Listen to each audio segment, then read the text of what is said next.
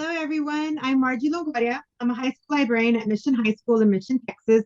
Go Eagles, and a book blogger at Margie's Must Reads. We are so excited to have you join us today for the North Texas Teen Book Festival, and thank you so much for tuning in. As you know, North Texas Teen Book Festival is held every year around this time in the beautiful city of Irving, Texas. And we are so fortunate to be able to bring this festival to everyone this year virtually. So welcome to this amazing event. If you're going to share on social media, we ask that you please use our hashtag NTTBF21. Our panel today is When the Going Gets Tough, and we're happy to introduce you to the authors speaking with us today. James Bird, Christine Day, Lisa Phipps, Hannah Khan, and David Levithan. I'm going to let the authors now take over and introduce themselves.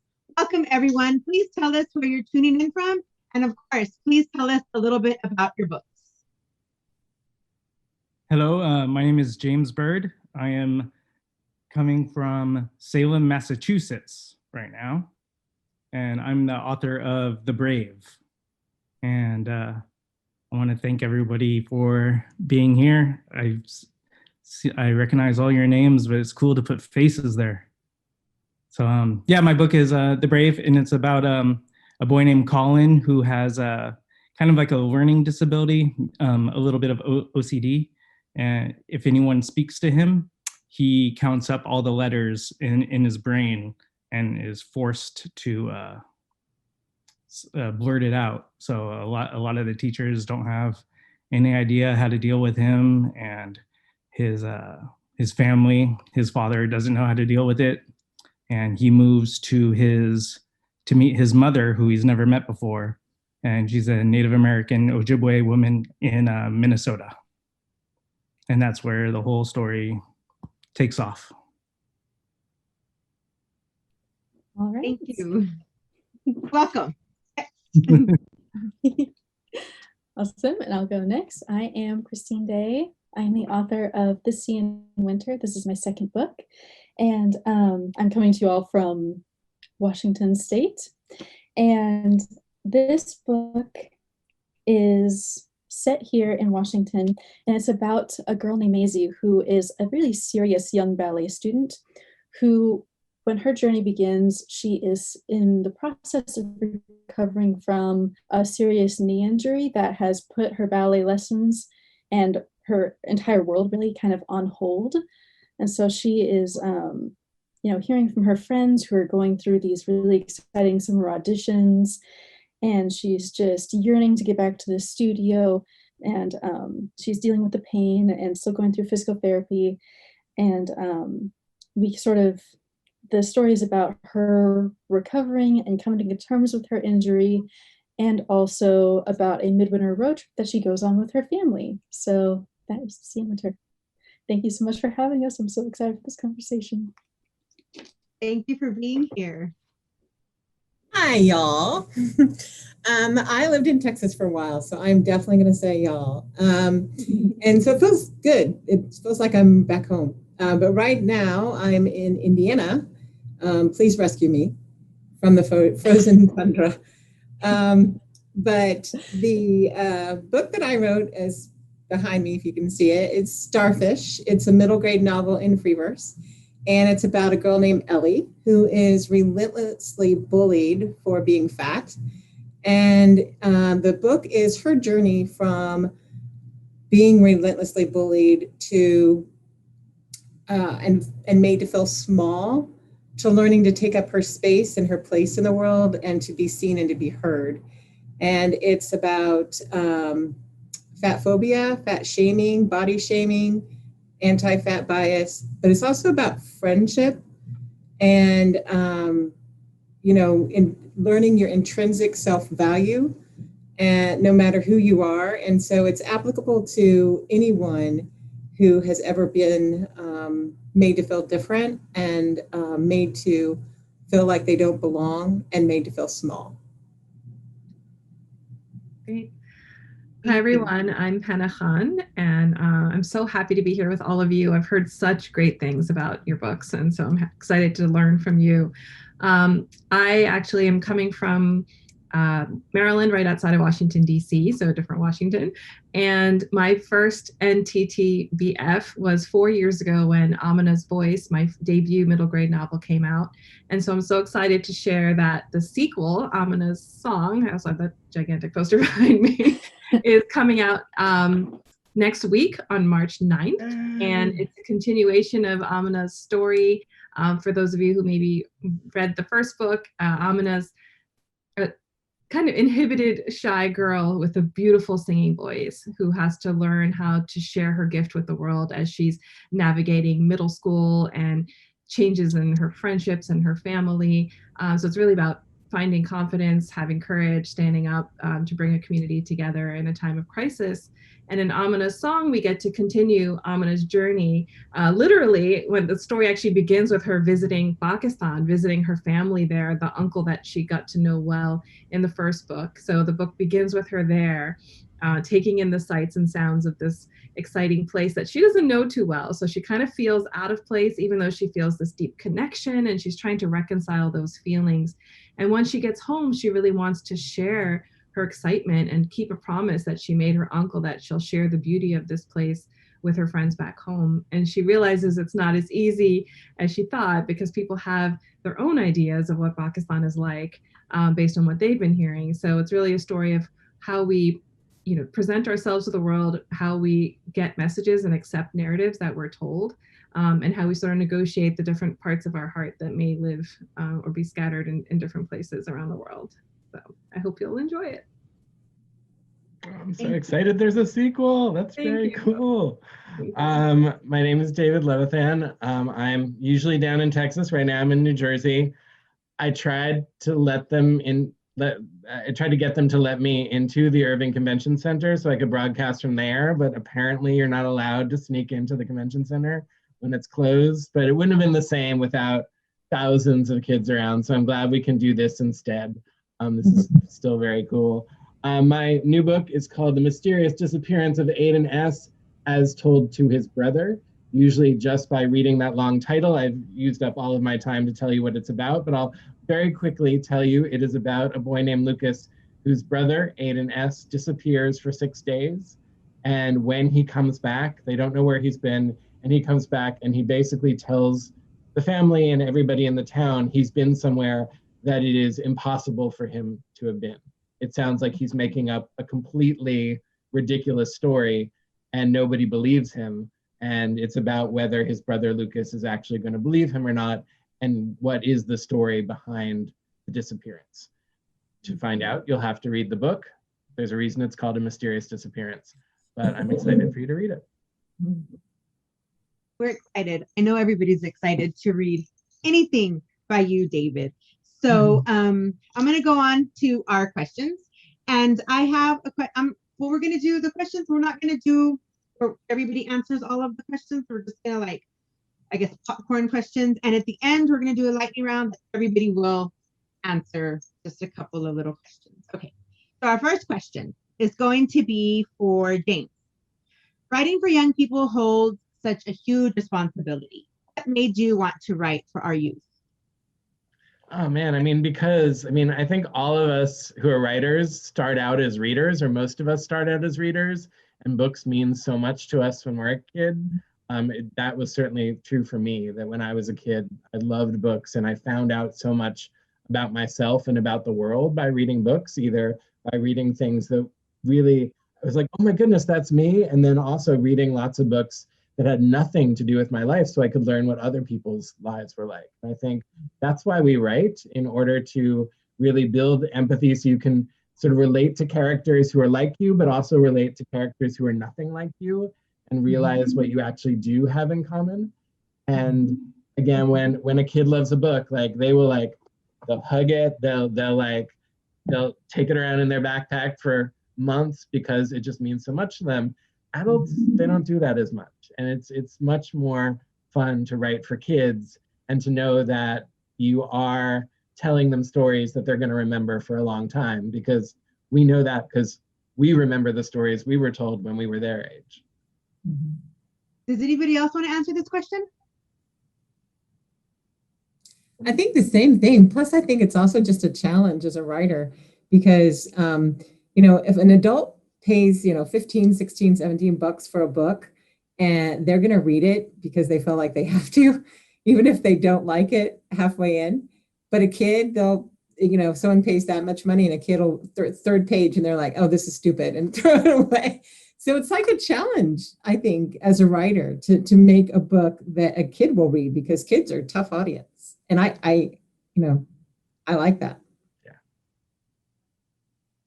So we have some questions from a couple of kids sent in questions for specific writers. So Nina from Pearson Middle School asks David, when you thought of your ideas for your books, did any of them come from your home life or your childhood? That's a good question. I mean, my answer is that when I start a book, the answer is no, that I'm making things up, and that I have a story, again, in this case, the story of a brother who's disappeared. I never disappeared. My brother never disappeared. So no, it doesn't have anything to do with me. And then as I'm writing the book, I start to realize that, maybe it actually does have a little more to do with me than I thought. I do have a brother, and I'm really interested in brother dynamics. That's a part of it. Some of the family conversations, I'm like, oh, this actually reminds me of something, the town that the kids live in. Suddenly I'm like, this seems like the town that I'm living in now.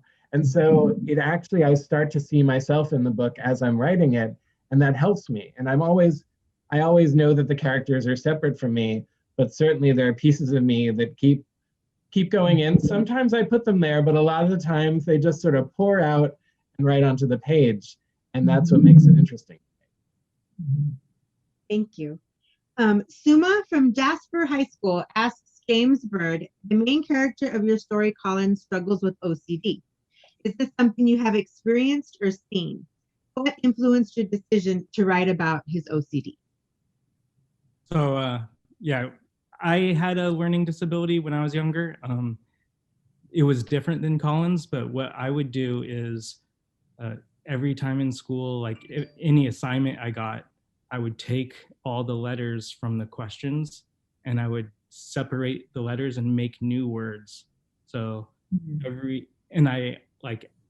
even as much as Colin tried to stop, I couldn't either. Like it was such a weird, like looking back now, I laugh because I would take every single question on a sheet and flip it over and use all the letters and, borrow vowels from the other words. And I'd create this story and I would turn in that story, and it had nothing to do with the assignment. And I would always just hope a teacher would like the story. And it's so crazy now, like even in those math questions, when they're like, Laura has 6 apples and Janie has 4 oranges, and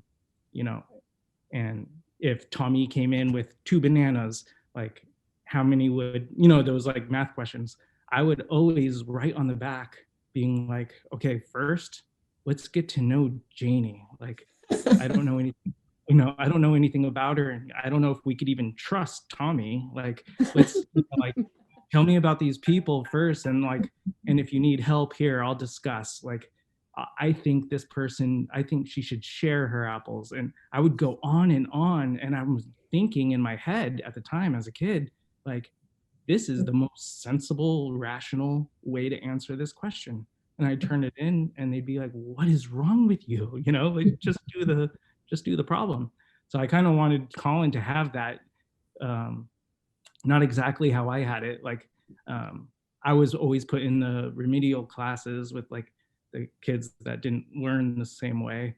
And I sat next to a person that had what Colin has, and I was fascinated. And I saw in him that it was dreadful. It was a curse to him. But to me, as a viewer, I was like amazed. I thought his brain was brilliant.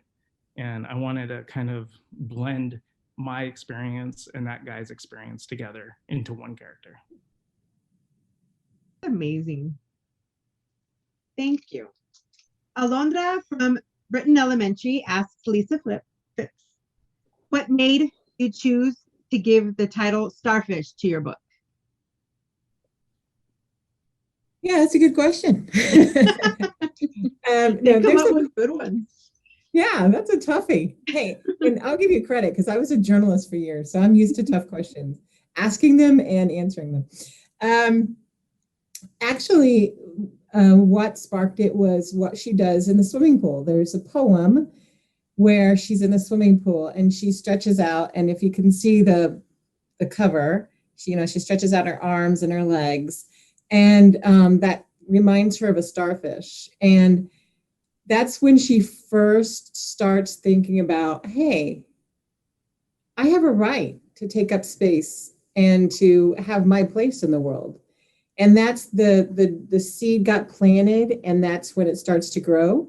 So it became like this thing for her. And she started starfishing whenever she was standing up for herself without even really knowing it. And if you think of the stance that you take when you're confronting someone, you often do kind of stand with your, legs kind of spread apart a little bit, and your shoulders, and and you might even, take your arms and put them out. And so it's about taking up your space in the world and your place in the world. But that poem is what inspired the whole title of Starfish. But great question. Great question.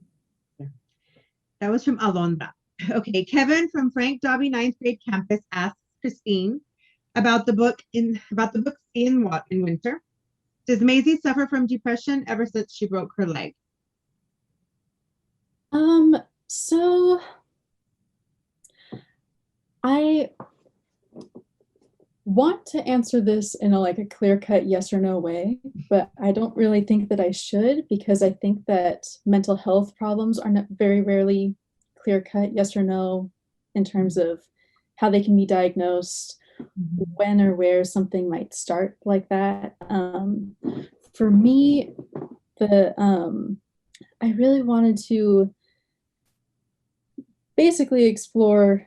I think that even though she does eventually, towards the end, she does go to therapy and she does have this experience where she, it's sort of mentioned that she is showing symptoms of depression and maybe some anxiety, but I really wanted to just focus on being sort of in her head and sort of what that looked like for her, which was really pulling away from her friends, not responding to text messages, snapping at her really well-meaning parents, and sort of just losing her patience, her grades declining in school, and all these different things that I think when I was in middle school, I never went to therapy when I was a kid. I think that I should have, but I didn't because, even when it was sort of suggested to me, if you ever want to talk to a counselor or whatever, when I was in that headspace, I really didn't want to, even though that would have been in my best interest. So, yeah, I think that it's a little hard to say when or where exactly that began for her, because there are other traumas and other things in her life that could potentially have also contributed to it. But for me, I really wanted to sort of explore that simultaneous healing of her physically with her leg injury, as well as this journey that she's going on with her mental health, and sort of what that looks like from starting in the middle of it moving forward. So yeah, great question though. Thank you so much. Okay, so Manna from Classen Middle School asks Hannah, where did you get the idea for Amina's song? So after I finished Amina's Voice, the first book, I always thought that there could be more to her story. And I always hoped that she would go visit her family in Pakistan, because when her uncle comes to visit her family, she feels so disconnected to him initially, and even her relatives back home. And she talks about how she gets these gifts from her cousin and these sweet letters, but she just doesn't know them as well as she would like to. So I always wanted to give Amina the chance to connect with these relatives and these people who love her so much just because of who she is. They don't even really know her, and vice versa, but just by virtue of her relation, she's, you know, automatically connected. So that was sort of the idea of taking her to that space. And I myself, when I was her age, went to Pakistan. I was just a little bit older than her. And like her, I hadn't been for many years. And for me, it was such an overwhelming experience to just receive so much love from people that I didn't really know well, like she does, to really bond with my uncle, who is the inspiration of her uncle in Amina's voice. And then to come back and feel a lot of what she felt, which is sort of like, you know, where do I belong? Where do I fit in? Like now a huge part of me feels like I belong there. And then the whole process of trying to figure out how to share my new passion for this place with people who just didn't, you know, they were polite and they listened a little bit, but they weren't as into it as me. So how did I get them to care about what I cared about so much? So those are some of the things that I was thinking about when I thought of the idea of writing this book. Thank you for the question. I'm going to ask a question, and any one of you can answer it, or if you guys want, I don't want to just like attack all of it. I'm going to ask a question. If you guys could trade places with one of your characters, who would you choose and why? Anyone? Okay, David. Hey, wait a second. Oh my goodness. Any of my characters. There's so many though. I mean, like right now, I mean, there was just a show based on Dash and Lily, a book that I wrote with Rachel Cohn, or 3 books I wrote with Rachel Cohn. And I will say just right now, the idea of being with somebody else and running through New York City, through crowds and through going to bookstores and to museums and just having a New York City adventure that's filled with other people around me, I would love to switch places. I would require a time travel device, but I would do that in a second because I miss that so much. So I will say either. It doesn't matter, Dash or Lily. I will happily be either one of them if I get to have a New York adventure. That was such a good series on Netflix. I saw it over, I guess it was Christmas time. Yeah. I was just like, wow. I thought it was amazing. Okay. Anybody else want to answer that question? I guess I would like to be Colin, just to go back at that age and see that, like, not only is being different or thinking differently not weird, but it's actually kind of awesome. You know, like I wish I had that confidence, someone training me or someone teaching me to, like, that it's okay, because so much of my, like, middle school, I hid my brain, and I always thought there was something wrong with me. The teachers kind of reinforced that too, something wrong. And it was, my mom was the only one saying, like, she was the only one saying, all of them are wrong.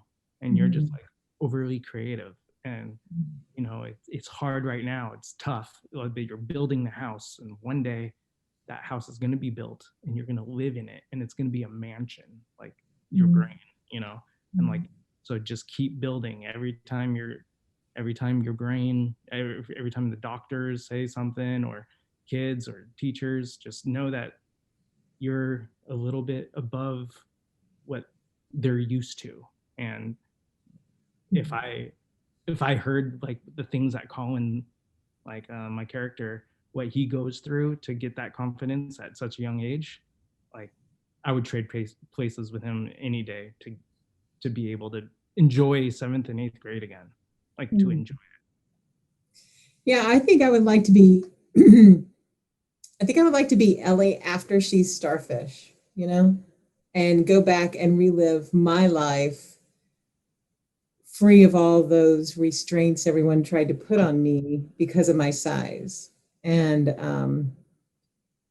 you know, because a lot of it you internalize yourself, and you think, sort of like James is saying, you know, you start thinking something is wrong with you. And then once you realize that there's something wrong with people who are cruel, and then you can be freer to be who you are.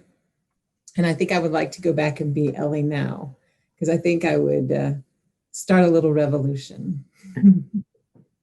I love that. I love how it seems like many of us draw from our own experiences and then create these characters that are maybe, new and improved versions of us in a way. And I feel that with Amina, like I like her was, inhibited and not as confident as I wanted to be, but she grows and learns and finds her voice and has this passion for music. And in Amina's songs, she learns how to share it in a new way. And I didn't find my voice until much, much later.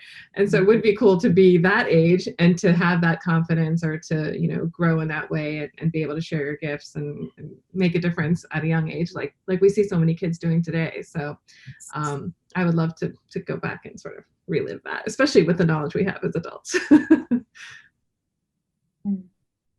Okay, so do you have a favorite childhood book and why? I know a lot of times this is a question everybody asks, but I think that your favorite childhood book says a lot about what made you the person and the writer and the reader that you are is your first childhood book. So I always want to know what was their favorite book.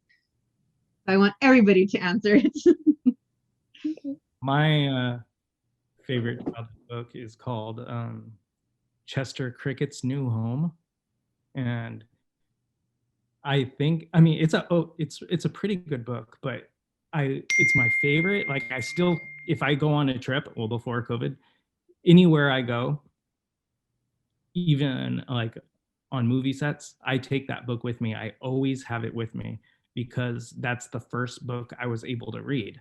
With my brain, I couldn't read a book. It was impossible for me to read a book. I would separate all the letters, and it took me 2.5 years to finish that book. It took 2.5 years to finish that book. And so that's like one of my proudest achievements is I finished Chester Cricket's New Home.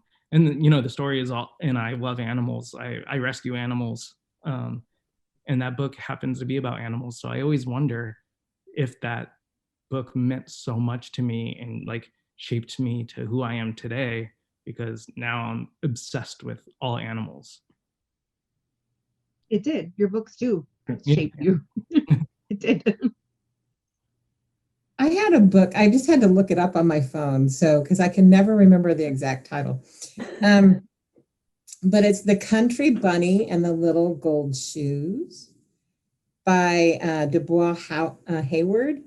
And it's about this mother who gets to be the Easter Bunny for the year. And they look down on her because she's a woman. And like that she can't do it. But something happens, and I can't remember. It's been a while since I've read it, but something happens. And so she ends up being the Easter Bunny, and she has this huge responsibility of getting, all these Easter eggs around the world. And she has like 1 million children in addition to it. So, right, she's like the mom and the Easter Bunny going around the globe. And I didn't realize it when I was little, why I liked it so much. But as I got older, I was like, what was my connection to that book? And I was raised by my dad died when I was a year old. So I was raised by my mother. And, it was a feminist. I was like, oh. So it's actually, if you actually study it, they talk about how much of a feminist book that is and how ahead of its time it was. But I just liked that the woman could do what the men thought she couldn't. And so that has kind of always been who I am, I think. That's awesome. So, go ahead, Christine. Okay, thanks. So my favorite childhood book was Holes by Louis Sachar, and it absolutely influenced me as a writer, because in both of my books and probably all of my future books, there are just like these there are like stories within stories, right? Like in Holes, there's the sort of story about Kiss and Kate Barlow, and there's the story about the curse on his pig stealing great great great grandfather or whatever. And I just really, really loved, like, that book had such a strong sense of setting.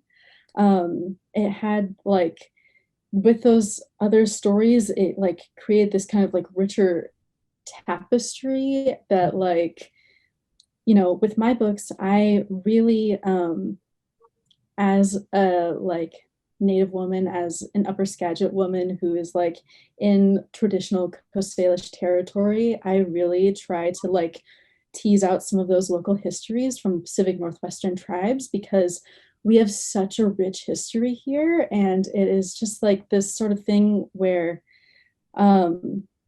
you know, a lot of American history, it's like natives stopped existing according to American textbooks as of like 1900 or something. And so that is so not true. And so I try to like really connect like these deep histories that we have here in the Sea in Winter. There's like these references to this mudslide that happened on the coast in a Makah village, which is like kind of known as like America's Pompeii, which is like this basically like a pre-contact village that was like preserved in mud essentially, which is just like this really fascinating sad tragic history, but also like shows that Native people have been resilient through like natural disasters before colonization even happened here, and all these different things. And so it's like anyway, I just think that like I do a lot of that story within stories sorts of things, and I really love to focus on like the friendship element and the setting element in stories, and just kind of everything I do is so tangential, and yet it all comes together. And that's how Holes is, and that's why I love that book so much. So yeah. Love it. My favorite book of all time growing up was Little Women, and I used to read it over and over and over again. And it was a book that we actually had at home. My sister had a copy, so I would take it and just, my family knew where I was because they'd see it sitting there, and that's where I had just been. And so I actually wrote a book, More to the Story, which is right here, which is inspired by Little Women. And I only realized it when I thought of writing this book, or soon before I thought of writing this book, that the reason I think I connected, apart from it being a story about sisterhood and, you know, very family centric and character driven, I think as I was growing up as a child of immigrants, my family comes from Pakistan. I didn't always feel like I fit in with my peers. You know, I was very, you know, told that I wasn't allowed to do certain things, and I had just a different set of rules a lot of the times. And I think because later on I was like, why did I love the story about, you know, set in the 1800s about these girls? But I think in a lot of ways, some of their rules, and even when it came to gender stuff, or, you know, rules around dating and how formal people were, that was really familiar to me. Like, my parents had an arranged marriage, so the whole idea of a marriage proposal being sent in a very formal way, all of that was very familiar to me. And I think I found comfort in these girls living in a way that was sort of different from everyone else too. So I could relate to them in a way that, you know, and also try to relate to my peers. So I just adored that book. And I found that it did lend itself well to it's not a retelling, it's an inspired by, but I wanted to sort of re-enter that world and take pieces of what I love so much about it and craft my own story with my own characters set in contemporary times. So that's the story of my heart. I mean, it's a great story, because for me, I mean, this book, I very consciously was like, I am now going to write a book that is sort of in conversation with all of my favorite books from when I was in 5th grade. So it's from the Mixed Up Files of Mrs. Baisley Frankweiler, A Wrinkle in Time, Narnia, The Westing Game, like all of those, Harriet the Spy. I just wanted to sort of meld everything I loved about those books and then sort of do it in my own way, set now.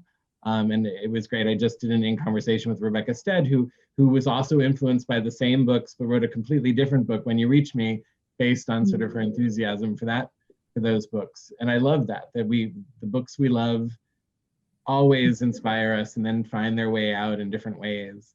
And I will say also, apropos of a middle grade panel, that I do, because of my day job, a lot of times authors who've never written middle grade before are like, okay, I wanna think about writing middle grade. What should I read? And Holes is always the first book I tell them to read. I'm like, if you want to understand how a middle grade book works, you must read Holes. Like, read it like everything. 5 times and try to figure it out, right? Yeah. Oh, totally. Because it, like, I mean, the layers of it, the mystery, the humor, the everything, the like, the themes of like justice and like the justice system and like all these different components are just so rich. Yeah. Sorry, I get really excited about that book. No, me as well. But I guess it's not a holes panel, so we should probably continue. Right. And I will clarify that with that book that I mentioned was much older than I am. It was because I'm the youngest, so it was passed down and passed down and passed down. Because when she mentioned holes, I'm thinking, okay, I just dated myself so much. I mentioned the Country Bunny and I the think Golden Little Women came before that, though. I mean, I feel there's flexibility here. True. I just want to clarify. Okay, so we're going to go on to, this is going to be like a fun question. If we were to meet on the street, what would be 3 things you would have in your pocket or your purse right now? Go, Lisa. Oh, that's not fair. Normally I like to go first because anxiety, It's because you're the first one on my screen. But 3 things in my purse. A pen and paper. Always. Cell phone, always. And I'm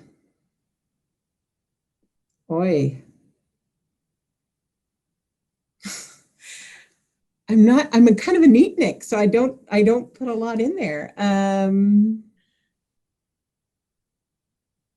I should go grab it, but I'm not going to.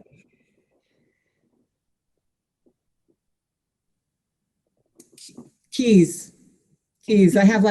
I am known for having like 1 billion keys, and it drives people crazy because they're like, why do you have 800 keys? And I'm like, I don't know. I don't even know what half of them are for anymore, but I need them. So You never know. Hannah? I will always have chapstick. I'm a chapstick addict. A hair tie, because there's this to contend with, so I need that. And what would be the 3rd thing? Breath mints. Very, very important. Or gum, something to stave off the halitosis, especially now that we're wearing masks. I'm like, oh, I need something. So I'll have those on me all the time. David?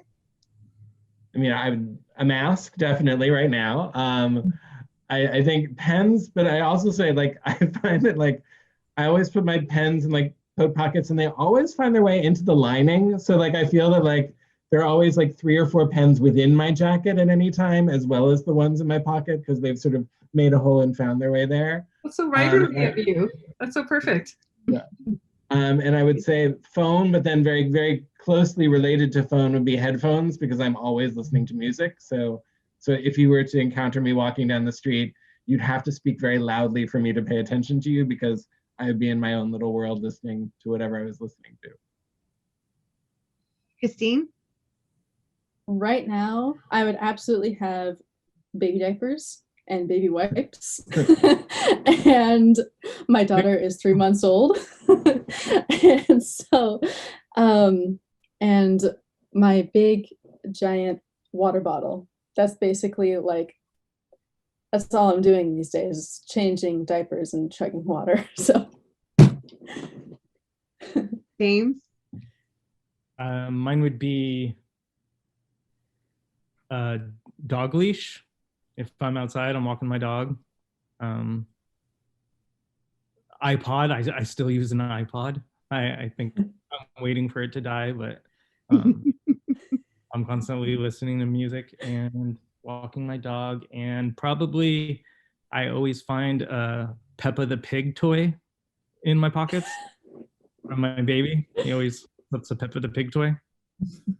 So I wish you guys hadn't given away that you had children, because it's a much more interesting answer if you don't have children. Like, oh yeah, I carry baby diapers wherever I go. I carry a Peppa Pig. Like, I'm like, these are interesting Margie adults. should Oh man, they have kids. All right. just own it. Just own Yeah, it. exactly. Don't be ashamed. So what was the last book you guys read for everybody? Lightning rounds. Go ahead, Lisa. I'm trying to call out my Kindle really quickly because I can't remember. I tend to read a bunch at once. Show Me a Sign. Show Me a Sign. It's really good. Really, really good. But the rest of all of your books are on mine except a Minus song. I can't get it yet. So, but they're also on here. And then the last book you read? I read a advanced copy of Finding Junie Kim by Ellen O, which is her forthcoming middle grade. It's beautiful. It's yeah, it's set in well here, and it goes back to Korea during the Korean War. It's an intergenerational story of yeah, just a beautiful, beautiful story. So I highly recommend it. Awesome. David? It's YA, not middle grade, but last night at a very, very late hour, because I could not actually end the day without knowing what happened to the characters, I finished Melinda Lowe's last night at the Telegraph Club, which was extraordinary. It's easily, I know it's very early in the year, but it's definitely going to be one of my favorite books of the year. And it's this queer love story set in sort of post-World War II San Francisco. And it just, she recreates what it was like at that time so beautifully, and the love story is so fantastic. Everybody should read it. Christine? So I just finished reading When You Trap a Tiger, which was absolutely beautiful. I think it's my new favorite book. And it's just the writing was so gorgeous. I love a sister story. I also love that sort of blending between kind of fantasy elements into the real world, and intergenerational stories I'm a huge fan of. And oh, it was just fantastic. So I just finished reading that. It was fantastic. And I'm also currently reading Lupe Wong Won't Dance, which I have to mention because it is just so good and so funny. And I don't know why square dancing isn't bigger in middle grade, because that is like, I mean, because that's such a thing, and that how many middle graders are still just like going through this square dancing tradition that we for some reason still cling to in America. And so that is another really fantastic What's it called again? book. Could you repeat the title? Lupe Wong Won't Dance by Donna Barba Higuera. Oh my God. Amazing. Both of those, amazing. Tay Keller was the author of When You Trap a Tiger, and it just won the Newbery Medal, and it was wholly deserved. Yeah. Absolutely. James? So good. So my wife is an author, so I'm reading many chapters every night of her book, and we talk for about an hour after and argue for an hour after that. I couldn't read a book as a kid. I was unable to read books, so I'm actually living the best part of life right now by reading all the classics I missed out on. So I just finished Wrinkle in Time, and I was like, holy shit, you know. I didn't get to experience that as a kid, and it's different as an adult. I guess I am. And I finished Walk Two Moons by Sharon Creech. Yeah. And I love that. I keep going back to that book, like in the middle of the night. I'll be like, but wait, and I'll get up and I'll go downstairs and read it, like trying to like, oh, I missed this part. Like, why did she say this? Or why? So I wish I got to experience that as a kid, but now I'm loving it. Experiencing all the classics now. I just finished Golden Compass too. That's amazing. Okay, so the last question I'm going to ask for everybody, happy ending or tragic ending? We can start with James. Happy ending or tragic ending? I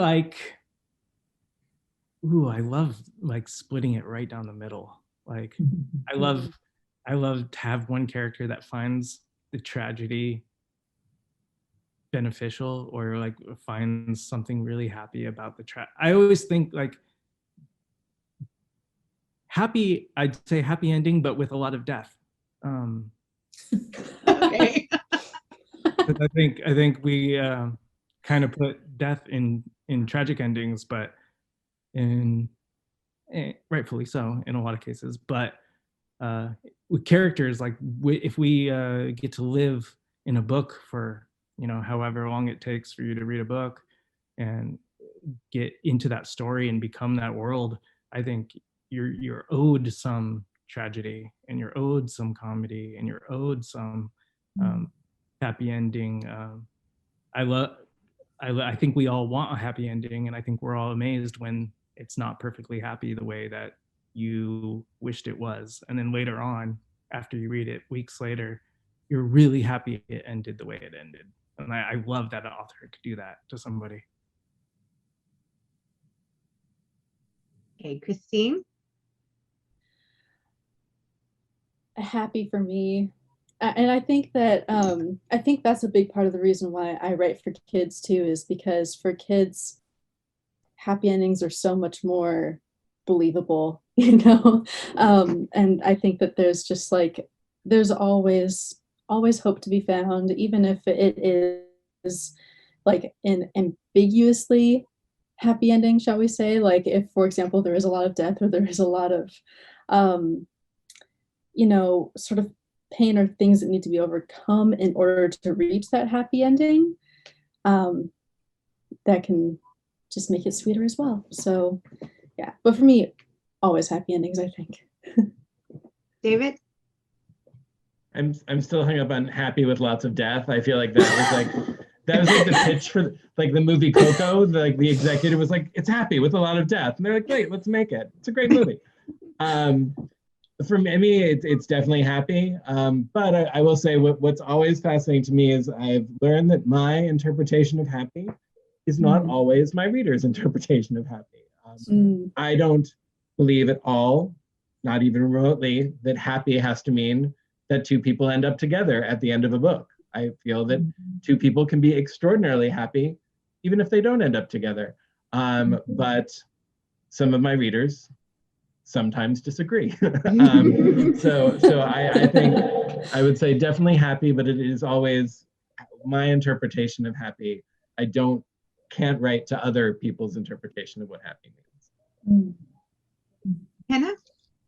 I would say definitely not tragic. Some form of happy, but I agree that I want my readers to end feeling that they, went on some kind of journey and I want them to feel satisfied, but like emotional in a way. So it's not like yay at the end, but something that makes you think. That's what I would hope for. And those are the books that I loved reading too, that, they don't tie up super neatly, but there's something to give you a hopeful, satisfied, emotional response at the end, and that you feel it's tragic that it's over, like that's the mark of a really great book, that you're sad that it's ended. Lisa? Yeah, I want a third option. Can I petition the committee? I like authentic endings, and so sometimes that means sad, sometimes that means happy, sometimes that means tragic or not. But I think the overall goal is I don't think life wraps up in a pretty little bow, and I don't think my stories ever will either. But I think that they end where you'll know that one way or another, the characters are going to be okay. And, sometimes like in James's book, the character who becomes a butterfly, she's okay. I mean, it's not necessarily happy, but it's okay for her. And so I think there's more than one way to be okay. And I think that if you're authentic with your readers throughout the book, you need to be authentic in the ending. So, you can't just make them have this happy, throw sunshines and rainbows if the book wasn't all about that in the beginning. But that's just my take. And that's where I don't know if that would make it I'm sort of like James, where I'm going to split the middle. Yeah, it could be trappy. Yeah, trappy. There we go. Let's create a word. Hagic is not good. Trappy is better than hagic. It is. It sounds better. Friendle, right? It's like friendle. We just created a new word. What was it? Trappy? Yeah. Trappy like ending. We want trappy endings. Yeah. James and I thank you guys. Trappy. I think we're out of time. So I want to thank you guys. And that went by really fast. You guys were an amazing panel. I'm so happy that we were able to do this today. So Thank you everybody for joining us. And please remember that you can buy everybody's books at thebookshop.org, shop NTTBF for the North Texas Teen Festival bookstore. And also, please watch more of the panels that are going to be on today and tomorrow. And also, swag. We've got some really cool book festival swag for you guys too in the shop. So go ahead and visit the North Texas Teen Book Festival website for books and swag and time schedules and everything. Thank you. Thanks so much, Margie. Thanks, everyone. Thanks for having Thank you us. so